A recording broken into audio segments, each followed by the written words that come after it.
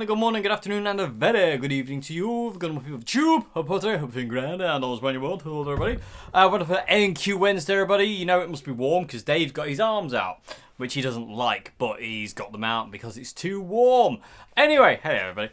So yeah, welcome to A&Q Wednesday. Before we get going with question one today, please, if you would like to submit a question for A&Q Wednesday, go to the description box below. There's an email link there.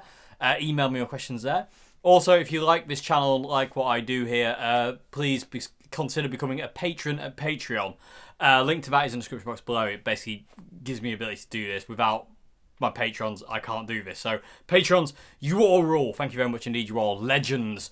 Yeah, so that's all the description below. There's a link to Bandcamp as well and other things. Anyway, enough on that. Let's get to question 1, shall we? Yes, let's go. Okay, so question 1 today is, what is your favourite type and size of speaker? Also, what do you think of the orange speakers? Namely their, in brackets, awful, voice of the world stock speaker. Okay, so my favourite speakers are 12-inch speakers. Although I do like 10-inch speakers. I'm in love with these amps. The Deluxe and the Super, the Tone Masters. I have yet to do a gig since getting these where I haven't used them in conjunction with the orange. So at this point in time, I'm using the Super Reverb a lot.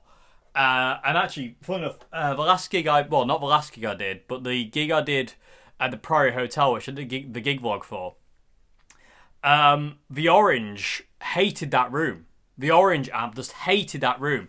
It was fine in sound check, but as soon as the gig kind of rolled around, and there was people in there, the orange just sounded really dull and lifeless, and it just had no cut whatsoever.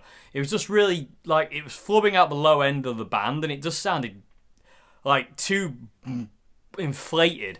So I actually ended up, for that gig, I ended up not using it. I turned it off eventually, and I think it was about second or third song in. I turned the orange off and just went through the Super, because it just had the right amount of frequency just to fill the space and not getting in the way of the bass drum or Queenie. It just worked. And so in all fairness, the Super Reverb has bailed me out on a few occasions, actually, to be honest with you, where the orange has not played ball. And that is something I've always found with the oranges, is because because I like a dark sound, they kind of lack cut sometimes in certain rooms. There's not much you can do to kind of edit that kind of stuff out with the EQ unless you make it really harsh, and then you don't want that because you're just going to annoy people, especially if you're really loud. You don't want to be hurting people with that. So the Super Reverb is amazing, and the 10-inch speakers really chuck the sound. You know, that sound projects like nobody's business. It's amazing. The same thing with the Deluxe, to be honest with you. It's single, I think it's a single 12. But it's ridiculous. I used this for rehearsal. I did a vlog on that, a trio rehearsal. I was just using the Deluxe because I didn't have my orange with me. So I had to use my Deluxe. And honestly, these amps are like heaven. I'm like slowly becoming a Fender amp convert, people of the tube. But because the more I play through these, the more that's kind of all I want to play through. And that was weird. I never thought that would be the case, but that is the way it is. It's very, very strange. I'm starting to lean more towards the Fenders than I am my Orange or my Marshalls or my Boss Katanas. Well, I still have my Katanas, but I'm starting to lean towards these, especially the Super. I don't know why the Super. It just feels fantastic. Like the way it feels and the way it sounds. It's amazing. So I'm really liking the 4 10-inch speakers in that thing. But my favourite speakers are the 12-inch speakers, and my favourites are the Celestion G1275s. That's in this cab, my Magic cab, the JSM 900s or 1960 standard cabs. They're my favourite speaker. They've just got everything you need. They've got all the frequencies and they've got the headroom, and they're just amazing. So they're my favourite speakers by far. People with a tube, what's your favourite size and model of speaker? Let us know, comment section below. Go for it. Okay, because I like to know. Okay, so also, we'll get to the last bit of the question. What do you think of Orange's Voice of the World speakers? I agree with you. They are awful. I haven't put...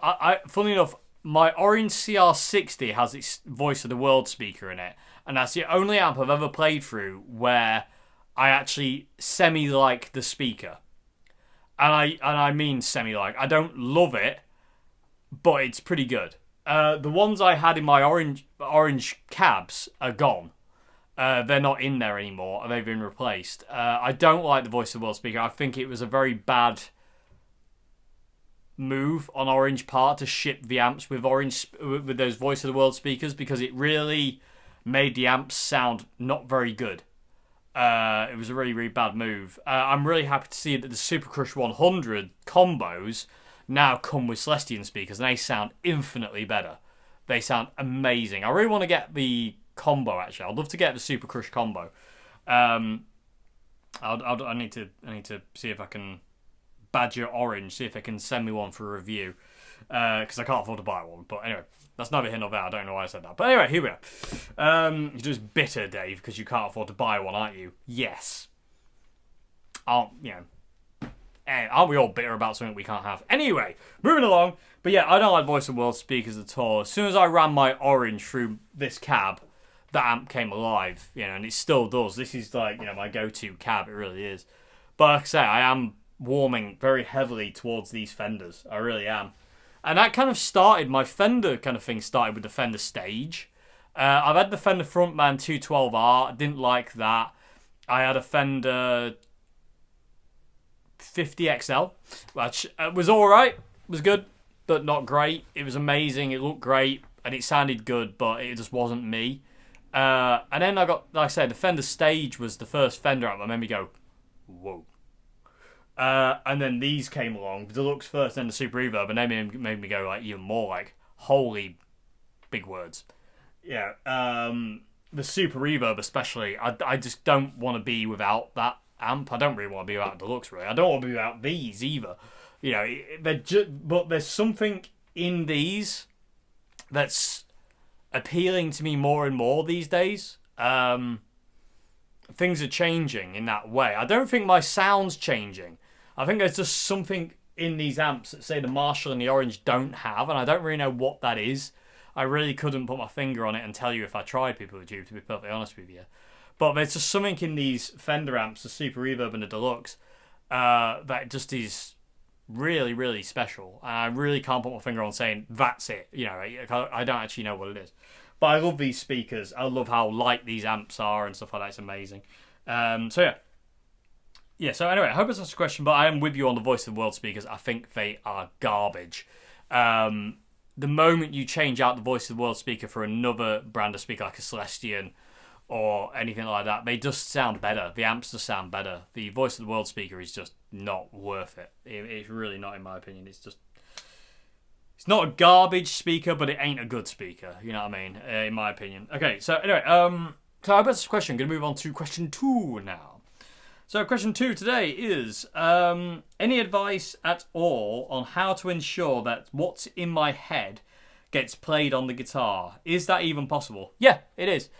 If you hear something in your brain or you feel something in you that you want to play, it is possible to play that. It just takes practice, just like anything, really. And not being distracted. You mentioned in your email that you get distracted by other things. You need to remain on task and remain focused, and invariably that's the hard part of it, if that makes any sense. So you've got to really remain kind of like, locked on to what you're doing. You can't be kind of like, what's the word I'm looking for? Waylaid. You can't be distracted by other things that, like, I want to see if I can get this out of my being, so let's see if I can do that. I want to play this. You have to go, well, that'll have to wait. I need to work on this right now. And it just comes down to discipline and doing it and doing it and doing it for years and years and years. And eventually, one day, you're able to do it, I'm still working on that myself. It's very difficult. I can do it sometimes, but not all the time, and I don't think you're supposed to be able to do it all the time anyway. I think it's one of those things that music decides when you can and when you can't. But you've got to work at it. It's not something that's kind of like, you can just do in 5 minutes or a month or even a year, I don't think. I think it takes years. Like anything on guitar, you can be good after 2, 3, 4 years, but, there's more to it than that, and that takes even longer. So, but it is possible. It's definitely possible. You've just got to keep at it. Again, remain on task, which is the key, and just really focus in on what you're doing and not let anything get in the way. You've really just got to focus in on the guitar or the bass or the drums or whatever you're playing and really just go, this is what I'm doing right now. This is all I'm doing right now. I am literally dedicating myself to this one idea that I have in me that I need to get out. And that's the way that kind of works. You need to be totally kind of like 100% focused on that, and nothing else matters now. Nothing else gets in the way. Nothing else clouds that vision. It is literally this is what I'm doing. So yeah, that's the way to do it, really. I can't think of there's no other way. You know, it's just perseverance and hard work, really. You know, it pays off the more you do it. You know, you get out what you put in, basically. But yeah, it's definitely possible. But yeah, just sit down with a guitar and just think about the idea and just work at it. And when your brain starts to wander, which it will, because human brains do wander, you need to rein it back in and just pull it back and go, nope, we're not doing that right now. Nope, nope, back here. You know, it's the same as kind of like a meditation thing. You know, if you ever kind of you try to meditate and your brain starts to wander off and go, I wonder what I'm going to have for tea tonight. You know, or did I leave the stove on? You know, or stuff like that. Stove Dave, what year are you from? Anyway, but yeah, I do apologise, people of YouTube. I will put that on silent now. I normally do, actually. I'm normally quite good at that, but obviously not today. But yeah, when your brain starts to wander, you have to be very strong and rein it back in and not give it the option of wondering. You know, not giving it the ability to even go, I wonder what, you know, you don't want that. The moment it goes, you want to go, shut up and get back to where you are. So you just got to focus. It's just hyper focus more than anything. You've really got to get in there and just go, right, I'm doing this. I'm not doing anything else right now. I'm doing this. I do it a lot when I record songs. I tend to not be able to, I can't focus on anything. And as a result, I tend to forget to eat or drink. There have been times when I've been recording songs or working on songs or song ideas or guitar ideas or whatever. And I'll eat something like it for breakfast. And then like the next time I'll eat will be about 8 o'clock at night. Because I've been so focused on what I'm doing, I'm not paying attention to the world. All that matters that day is music and writing and creating, you know. And then invariably I'll start to feel really ill and wonder why I feel ill, and then go, oh yeah, I hadn't ate for like 13 hours or something like that, or drank anything for 13 hours. You can get really sucked into it, which I don't think is necessarily a bad thing sometimes. But I do think you have to be a bit more aware of eating and drinking. Unfortunately, you have to do that kind of thing because we're humans and we need to sustain ourselves somehow. But you got to be aware of that can be a bad thing. But also the hyper focus is a really good thing as well. You really need to be kind of like, right, I'm just doing this. This is what I'm doing. When we did Wicked Game, that was all that was in my brain. There was nothing else in my brain when we did Wicked Game with the trio. When we did the album with the trio, there was nothing else on my brain. There was nothing. Literally no thoughts of anything, you know, what coming up or whatever, you know, there was nothing. It was just literally, that's what I'm doing. So that's what I'm focusing on. And it's the same now if I'm learning a song or writing a song or recording or doing a video. The only thing that is at that point in time, like now, for instance, the only thing that is now is Q&A, is me answering these questions. That's all there is in the world. Everything else doesn't exist. You know, it can't, because I need to be focused on this. And I can't let my mind wander to other things like, you know, what am I going to eat or what am I going to drink or this, that, and the other. I want to be able to just focus on this.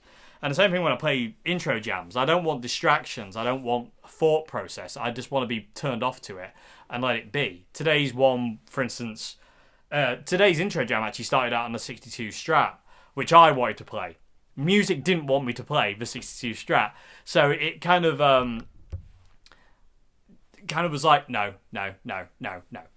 And eventually I went and picked up another guitar and it was like, no. Then I picked up the Mockingbird and it went, there you go. And I love the Mockingbird. It's one of my favourite guitars I own. And it's so cool. It sounds amazing. It plays amazing. I just restring it with gauge 9s the other day and it's just like heaven. Gauge 10s were just a little bit too heavy. I didn't like the feel of it. But gauge 9s are like, that guitar itself is people of two. But again, when I'm playing those songs, that is the world. You know, that piece of music, what I'm playing is all there is and all ever will be until it's over, you know, and then we come back to reality and then we have to do this. Now, this is it. You know, so it's all about focus. Keep your focus. That's the thing, really. So yeah, anyway. I hope that makes some kind of sense. Hopefully, fingers crossed.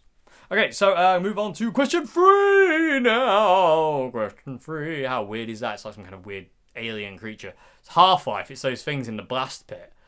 Kong, kong, kong, kong. Anyway, so question 3.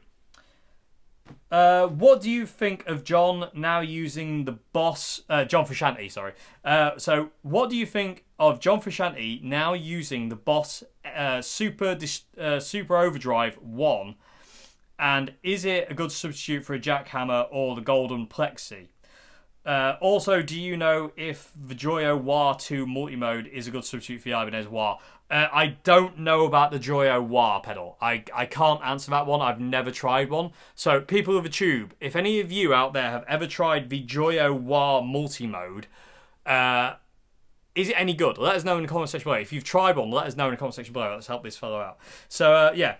So, let's go back to the first part of the question, which is the Boss SD1, which is a super overdrive pedal, a good substitute for jackhammer and golden plexi? For me, no, I don't think so. I used to own one and I sold it because I didn't like it. I had one for years, but although it plays well with the DS2 at low gain, if you've got the DS2 low gained, like anywhere basically 12 o'clock backwards, so 12 o'clock to like say 7 o'clock on the DS2 gain wise, the SD works really well. Anything other than that, it tends to get a bit harsh and fizzy, but I don't think they behave particularly well. It will give you that John dirty clean, but the thing is, John isn't using it for dirty clean. John's using it as like just a bit of a kick over the edge, really. From his already kind of like dirty clean, slightly overdriven guitar amps, he's using the SD1 as a little bit more of a kick. It's not really adding gain. He's using it much in the way of people who kind of use tube screamers, in the fact that they kind of dime the level and then keep the overdrive really low. He's using it in that way. So basically what it's doing is just kicking the amp a little bit harder and giving him a little bit more gain. It's maybe about 10%, 15% more. At a push, I would say 20% more gain, but not really. It's not giving him sustain. It's just kicking the front end of the amps a little bit harder and giving him a little bit more kind of what's the word? Fluidity? Yeah, it gives it a little bit more. I mean, you can hear him using it on cleaner guitar solos. Like I've heard him using it on Californication solo, for instance, live, and stuff like "What You Thinking." He's using it on the chorus of that. He just kicks it on. It bumps everything just up a little bit. It's not enough for it to be like distortion. It's still got that kind of dirty, clean kind of clarity, but it's just got a little bit more oomph, if that makes any sense. John's actually using the SD1 quite a lot, actually, and it's quite interesting that he's kind of using an overdrive. It's quite cool, actually. I really like it. And I like his sound that he's getting out of it as well. It's a really gorgeous, warm overdrive sound. But again, it's not a different tone to his dirty clean. It's just pushing it a little bit harder. You know, again, tube screamer kind of thing, really.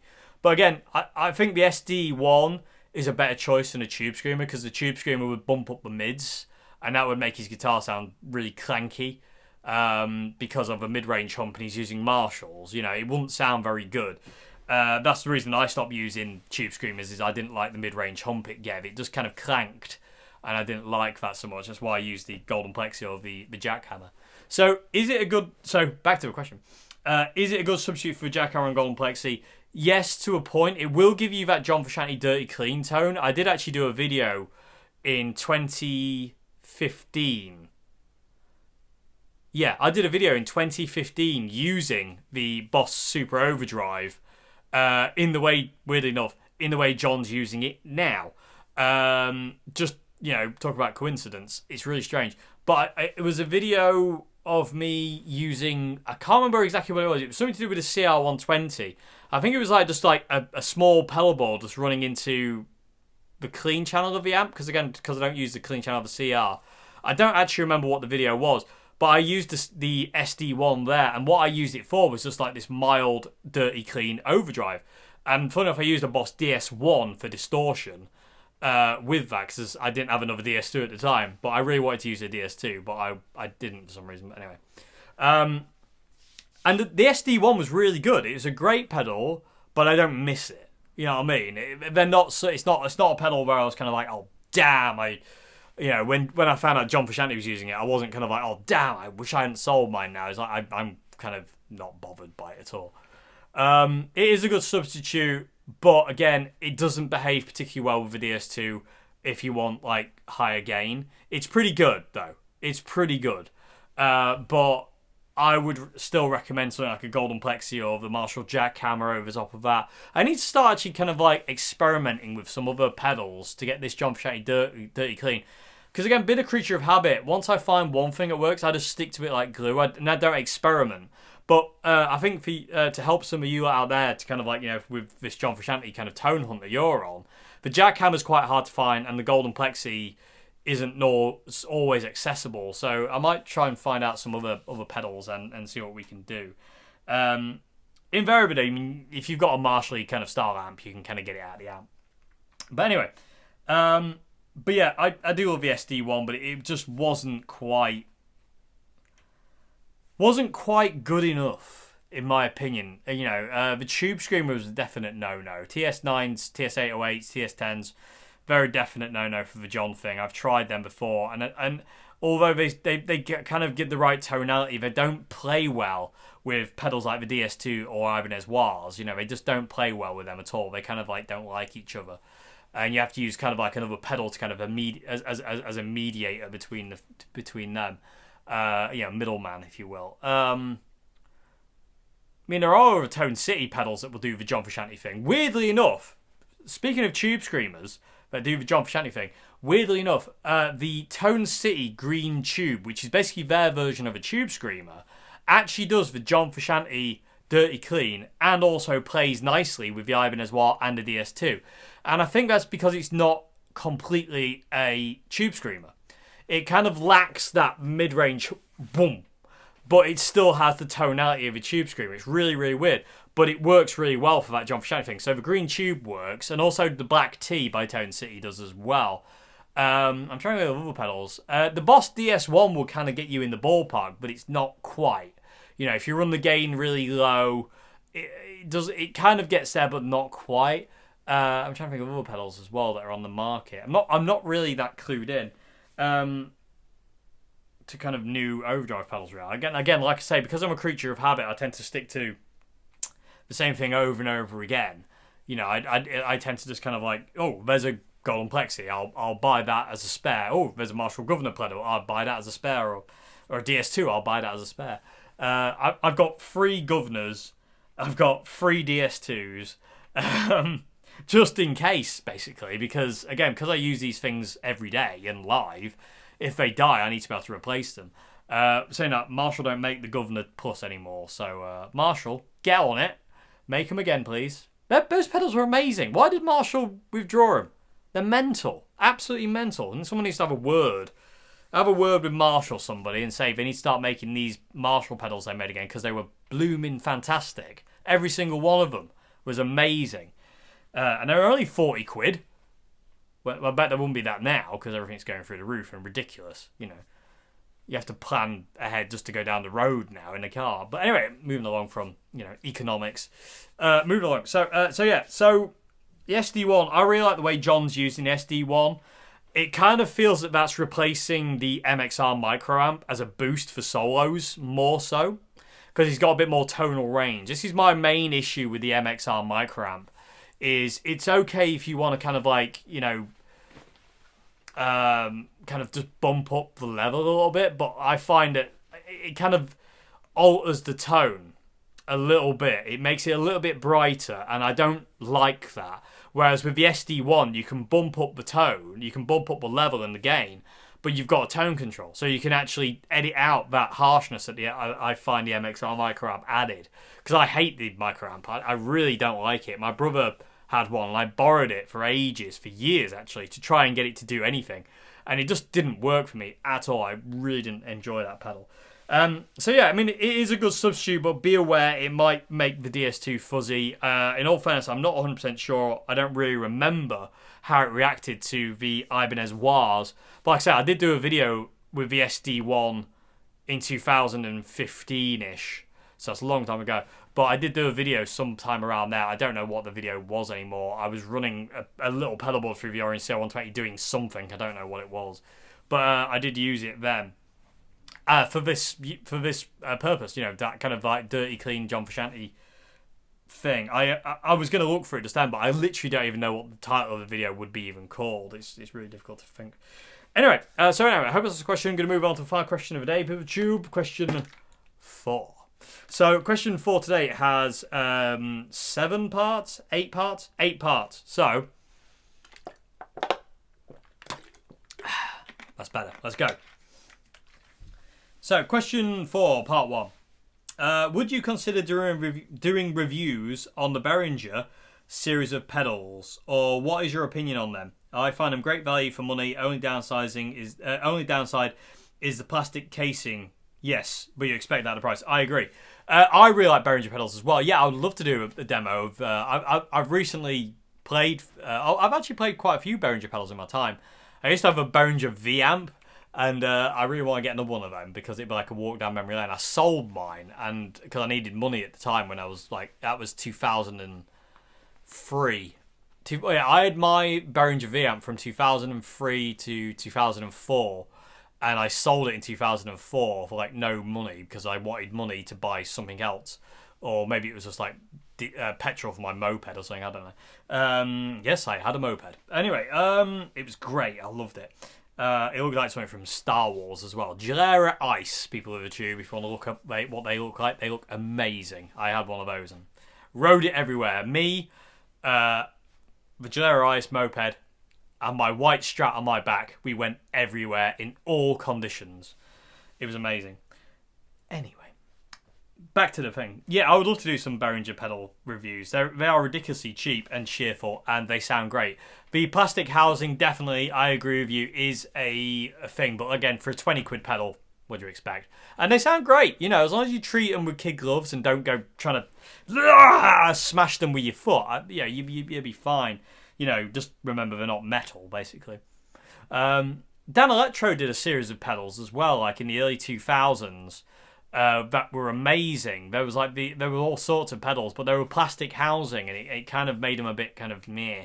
But they were great sounding pedals. But yeah, I'm going to try and do some Behringer pedals. I would like to do some more Behringer pedals.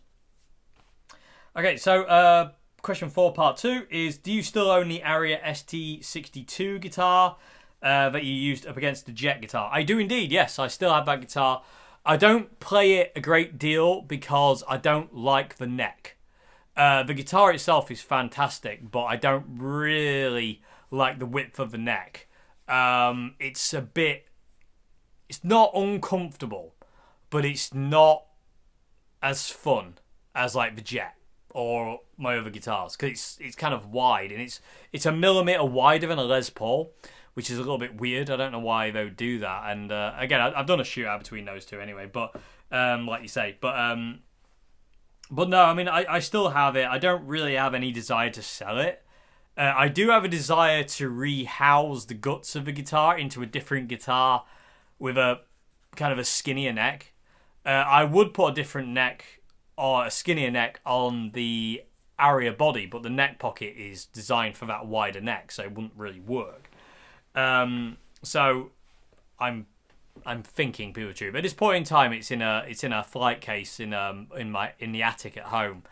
It's not doing anything because, again, it's just a bit fatiguing to play. It kind of wears my hand out. It's a bit tiring because it's so kind of like chunky. But it's a great guitar. It sounds great, feels great, is great, but the neck is just stupid. It's just too big. They could easily hack off a millimeter each side of the necks, and it would be so much better. It really would. I don't really know why they've made the neck so incredibly wide. It really is stupid. I don't know why. But I do still have it. Yep, I still have it. Still love it, but it's But again, I kind of want to keep it because I want the guts out of it, and I'm gonna hopefully make a little bit of a parts caster guitar with the guts from that and the kind of the hardware from that as well, and make another guitar out of it that I can use its guts in. That's a bit more comfortable. So that's the plan. Whether that happens, I don't know, because at this point in time, you know, I can't afford anything like that at this point in time. But anyway, moving along. So moving on to question 4, part 3 now. Have you ever played a Peavey Bandit teal stripe? Now, I don't know. I had a silver stripe and I had the red stripe. The red, yeah, you said I heard them and the red stripes are amazing. The red stripe, definitely. But the red stripe's kind of been beaten by the Boss Katana. In all fairness, a lot of these amps have been beaten by the Boss Katana because the Katana is mental. I also, hopefully people tube soon, I'm going to be buying a Line 6 Catalyst. I tried one when I was at Anderton's last and loved it. So I'm going to buy the 100 watt soon because I was going to get the 60 watt, but then I was like, no, because what if I want to use it live? I want to be able to kind of like have something that's got some power. So I'm going to buy the 100 watt version of the Catalyst soon and do a review on that because my God, did that thing sound immense. Does it sound better than the Katana? No. But it doesn't sound like a Katana.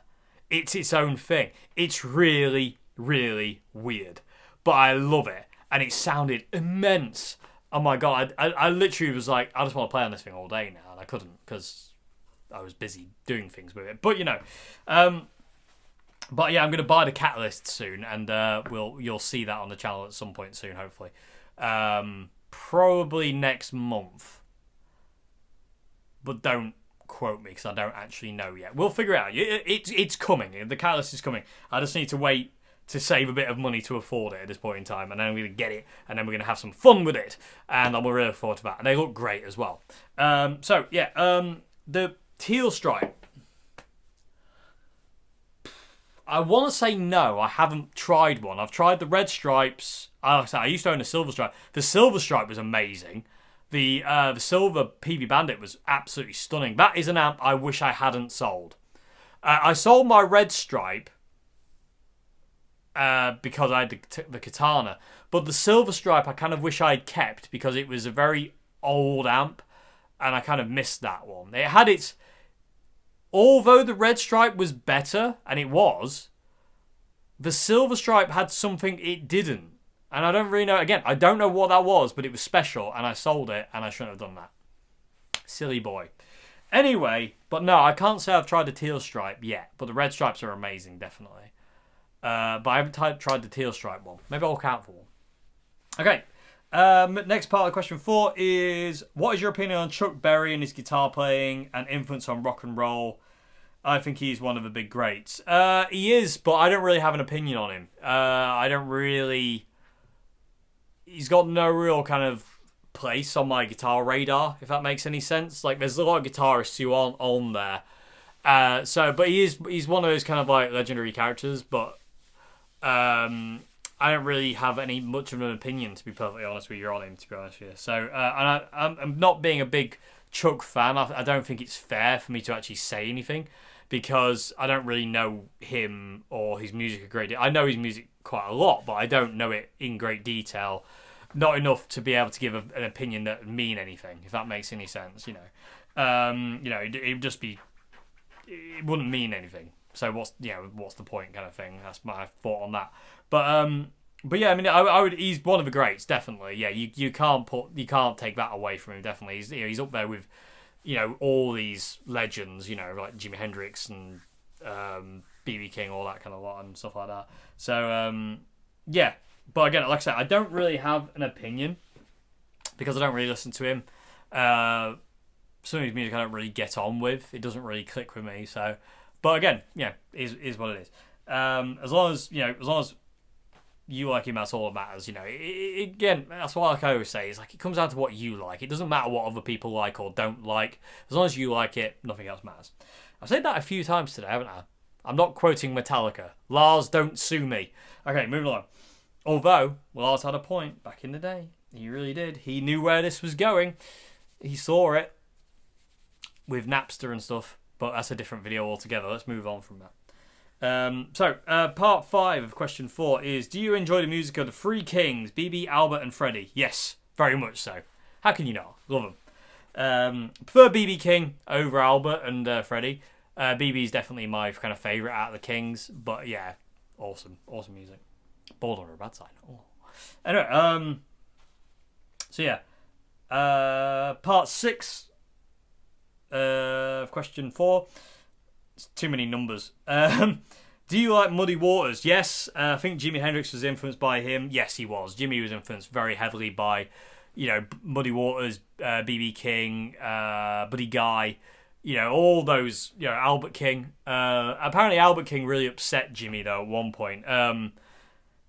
Albert went to one of Jimmy's gigs and saw him play, and Jimmy just wanted to be recognised by his peers, much in the same way all of us, any of us do. I mean, I would love to be recognised by my heroes, like John Frusciante, for instance. That's not going to happen, but you know what I mean. That's what I would love it. I would love to be recognised by John Frusciante, Mike McCready.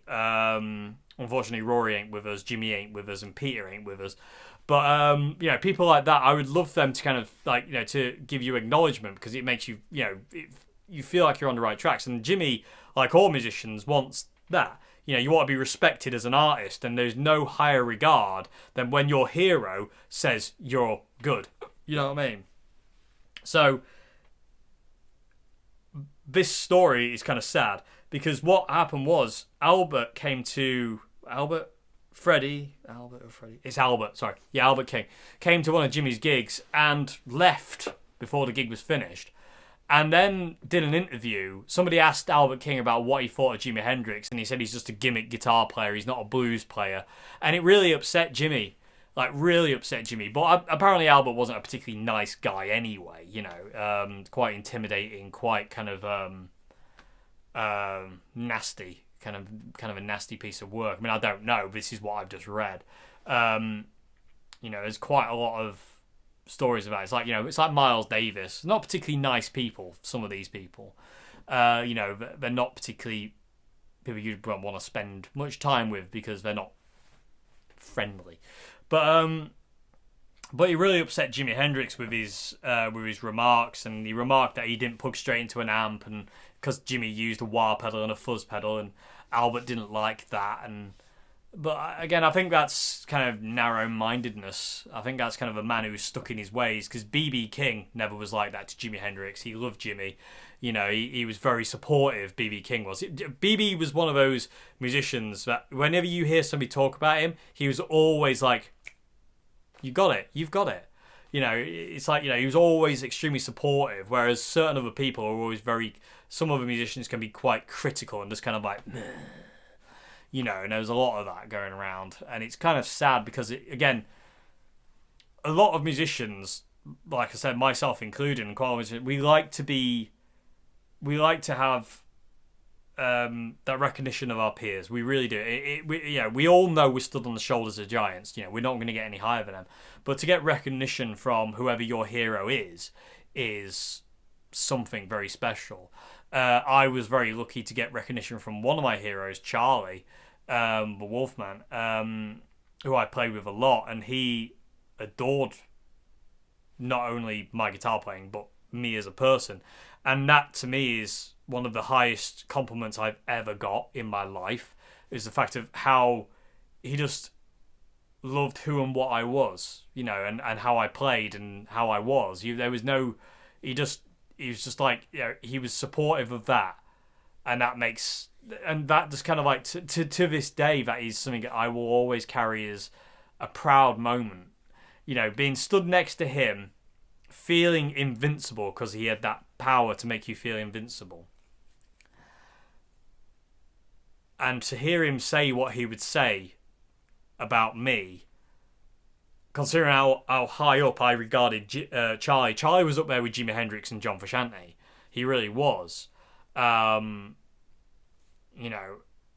It meant so much to me, and I'll never lose that. So to get that from your peers is really important, I think. And again, Jimmy was looking for it from Buddy Guy, BB King, Dick Dale, Eric Clapton, Jeff Beck. All these players that he looked up to. Even like people like John Lennon and Bob Dylan. I remember another story of Jimi Hendrix where Jimmy was walking down the street. This is after he'd done all along the Watchtower. And Jimmy was walking down the street one day, and Bob Dylan was walking down the other side, and Jimmy became all fangirly, apparently, according to this person who was with Jimmy. And he went over to Bob Dylan and was like shaking his hands, like, "Oh, you're my hero, and here." And Bob was like very gracious. He was like, "Thank you very much." And Bob said something along the lines of, "By the way, what you did with All Along the Watchtower was stunning." And I think he says, like, "It's your song now." He says, "That song isn't mine anymore. This is your song." And apparently, like, they parted ways, and Jimmy went walking off with a smile, like, bigger than his face. You know, he's just so happy that, like, Bob Dylan had just given him basically his blessing on what he had done. And, like, that meant everything to him, you know. And I can see why. I can understand. If John Frusciante came along to me and said, "That album you did for me was brilliant," he's not going to, let's be honest. We all know that. But if he did that, my God, you wouldn't be able to stop me smiling for years, rest of my life. I'd be so honoured. You know, it'd be so cool. But again, it's not going to happen. But you know, these things don't happen all the time, unfortunately.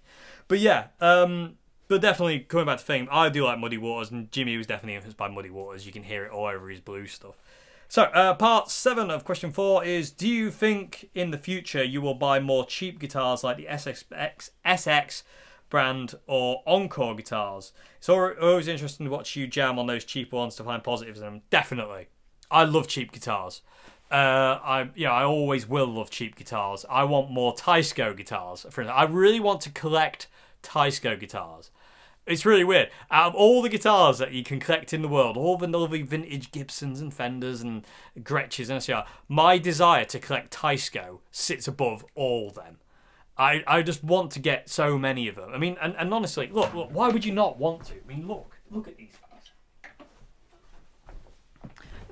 guys. Just look at how cool. And I love the fact these things are so different to everything. You know, and I love what Steve Vai said about Teisco guitars, is they are the most expensive looking cheap guitars you can get. And he's not wrong. They're stunning. And I kind of regret selling the one I sold to my sister now. I kind of want that one back, but I can't get it back. But I really want to start collecting more of these. I've got quite a lot of kind of like Teisco made guitars, but I want to start finding more. So I might go on a binge of these. And they're normally fairly cheapish. But again, money's always the object in it, PeaveyTube. Anyway, but I will. I'm going to start collecting Teiscos. I love them. But again, yeah, I definitely will be buying more cheap guitars. And this, that, and the other, because I just love them. I mean, buying the expensive stuff is fun. We all love that. But buying the cheap stuff is just as fun as well. You know, I really do feel that way. So yeah, you'll definitely see more kind of cheap Strats. I nearly bought an SX Strat from the Birmingham Guitar Show, but didn't, and now I regret it. Anyway, so I'm going to move on to the final part of question 4. Part 8. What are the 5 guitars you really miss right now that you would want back? Oh, it's easy. My Red Revelation Jaguar. That out of all the guitars I've sold is my biggest regret ever. I should never, ever have sold that guitar. I never should have sold that guitar. That was so incredibly stupid. And they don't make them anymore. So the chances of me getting another one are slim to none, because I can't find any anywhere. And it's very, very, very annoying, people with a tube. So that is my biggest regret. Out of all the guitars I've had in my life and sold, even above my Gibson R7, the Revelation Thin Line in Fiesta Red is the biggest mistake I ever made, selling guitar. I should never have sold that guitar. That is so stupid. So that's number 1. Number 2 would be my Rory Gallagher replica. I shouldn't have sold that. I wish I had that back. Number 3 is my vintage Gold Top. That is another guitar I shouldn't have sold. I wish I had that back. Number 4 is the Ibanez Geo I bought from Cash Converters, really, really cheap. It was a white Geo, and I bought that ages ago, and I sold it and didn't need to sell it. Funny enough, these 4 guitars that I've said so far, I didn't even need to sell. I just sold them because I was like, no, I'll sell them. And then I regretted it immediately. So those 4. So yeah, we've got the Red Revelation, Rory Gallagher Strat. There's where did I say third one was? Oh, gold top, vintage gold top. I've just forgotten all of them because my brain's gone blank because I'm on camera, because that's usually what happens. So yeah, Red Revelation, Rory Gallagher, gold top. Yeah, the Geo definitely, because I missed that. That was a stunning guitar. I'm trying to think of a fifth. I'm kind of struggling to think of a fifth, to be perfectly honest with you, because I'm kind of there. That's kind of it, really. I'm trying to think. I'm sure there is one, but I can't think of what it might be.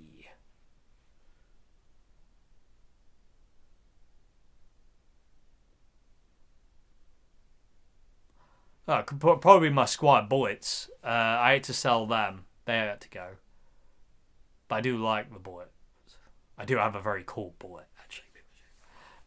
My friend Mike gifted me this Squire Bullet, and it's undergone some modification visually, you could say. That's an understatement. Wait till you see it. Wait till you see it. I don't know when I'll get to it, but yeah, wait till you see it. I can't think of any others. I really can't. I've had so many guitars, but they're the four that I wish I hadn't sold. The Geo is kind of like, I could live without it, but I wish I hadn't sold it kind of thing. But yeah, my gold top vintage, the Rory Gallagher Strat, and the Red Revelation, those three I never should have sold. I should still have them with me, and I don't. And that is so stupid. I sold my first ever Flexi as well. The first ever Flexi I had from my friend Andy, who builds these things. I sold it, and I shouldn't have sold it. I should have kept that one, and I didn't. And it's gone. And that's that one. So I wish I still had that one, but I don't. Like I say, I wish I hadn't sold my Silver Stripe Bandit as well. So there's a few amps I wish I hadn't sold as well. A few guitars I wish I hadn't sold. But yeah, if I could get 3 guitars back that I'd sold in the past, it'd be those 3, definitely. Okay, so anyway, there you go, people tube. That's, I hope eventually your question is okay. That's the end of another A&Q Wednesday for this week. Back again next Wednesday for another A&Q. Then I'm kind of debating what to do with A&Q after that. We'll get there. Okay, but yeah, like I say, if you want to submit a question for A&Q, description box below, there's an email link, email me there. Other than that, have a great morning, afternoon, good evening, PeopleTube, and if you see any Tyscos, let me know. Let me know where they are, and I will go and steal them. No, I'll buy them, don't worry. Anyway, yeah, these things are fantastic. I think this is probably my oldest one as well, actually. This one doesn't have a truss rod. It's got steel reinforced neck, but it technically doesn't have a truss rod. And again, I got to thank Dr. Nerd for this one because it's his creation and his refret, and it actually works. And how cool is it? I'm actually considering modding this one with 2 pickups instead of just the one in the middle, but I don't know. We will see. We will see. Because I think it'd look really cool and versatile if it had more pickups. And I'd definitely gig it. And I love that. I love how offset it is. It's like a Mosrite. Anyway, enough waffling. Goodbye now. Thank you much for watching. See you later.